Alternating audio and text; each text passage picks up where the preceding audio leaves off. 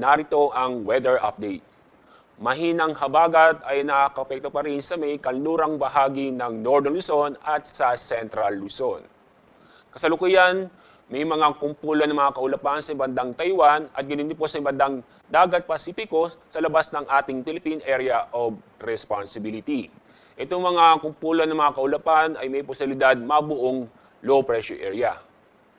At sa ating magiging lagay na panahon sa susunod na 24 oras, maganda at maaliwas sa panahon ang inaasahan po natin sa Luzon at ganoon din po sa Visayas at sa Mindanao.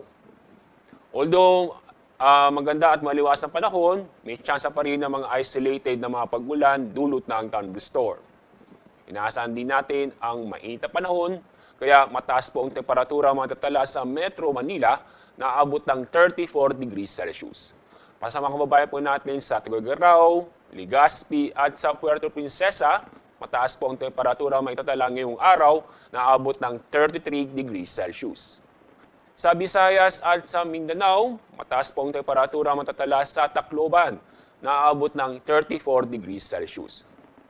Para sa mga kababayan po natin sa Zamboanga, mataas po ang temperatura na aabot ng 34 degrees Celsius. Sa weather outlook, itong mahinang habagat ay patuloy pa rin makakaapekto sa kanlurang bahagi ng Northern Luzon at sa Central Luzon.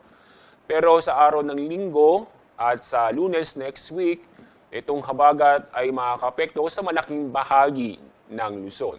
Gayunpaman, sa Metro Manila ay patuloy pa rin magiging maganda at maliwas sa panahon, maliban lang po sa mga isolated na pag-ulan. Sa mga kababayan po natin o para sa mga kababayan po natin sa Metro Davao, mainit ang panahon ang inaasahan po natin sa susunod na 3 araw, nang kung saan po yung ating forecast maximum temperature ay aabot po ng 33 hanggang 34 degrees Celsius.